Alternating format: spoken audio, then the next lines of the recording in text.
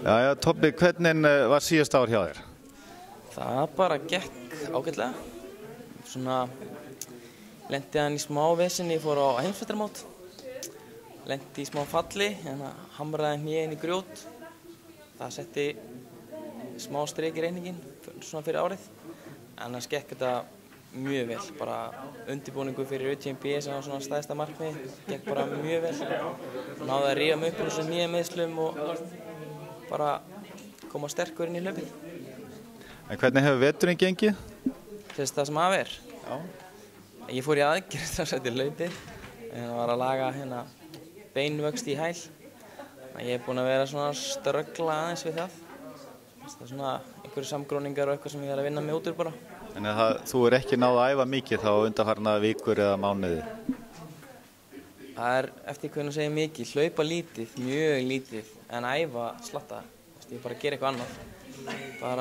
Bara fara í gymmið og alls konar styrktaræfingar og nota skíðavélar og hjóla. Og ég aðeins byrjaði að fara á fjallaskíði og núna loksins að hlaupa svolítið. Einhver markmið núna á þessu ári? Já, svona stóra markmið verður CCC og í ágúst og Les Templiers 78 km hlaup í Frakklandi. Það í október. Það hlaup sem ég held að hendi mér vel, það fer ekki hátt upp og þannig ég þarf ekki að vera mjög háfjallaaðlagaður fyrir það. Og svo ætla ég að þræða þessi íslensku hlaupina heima. Ég skráði með BNOA í svona smá tilraunaverkefni í apríl. Það sem við hlaupum 2 saman, bara í Frakklandi. En hver þinn svona styrkleiki í þessum utanvegahlaupum? Hausinn. Það þannig. Þegar þú ert að keppa við útlendingarna sem eru kannski búin að æfa þetta meira, hvernig ætlar að vinna þá? Þetta náttúrulega bara, þetta svolítið sigla bara, elja, bara halda áfram og þekkja sjálfan sig, stilla sig af. Það númer 1. Þú kannt vel á sjálfan þig, þá áttu góður í þessu. Og kannski, sem ég myndi halda að ég væri góður í, það að borða. Það skiptir miklu máli, það næringar inntaka í þessum lengri hlaupum. Skiptir öllu máli að vera í rauninni með sterkan maga og ég held að ég sé svolítið þar sko. Ertu alveg hættur í götuhlaupum?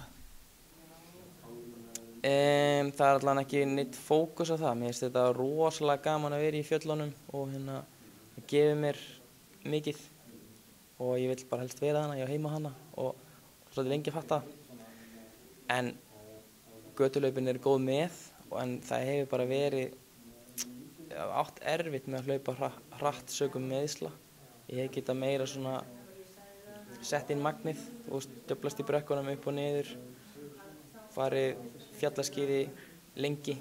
Þannig að úthaldið gott. Það verið svolítið erfitt fyrir mig að fara á mikinn hraða. Þannig að þú ert hvergi hættur og lítur bjartsýnn á árið? Já, algjörlega. Mér finnst þetta að meðan ég gaman að þessu og þetta gefur mér mikið, þetta bara lífstíl líka.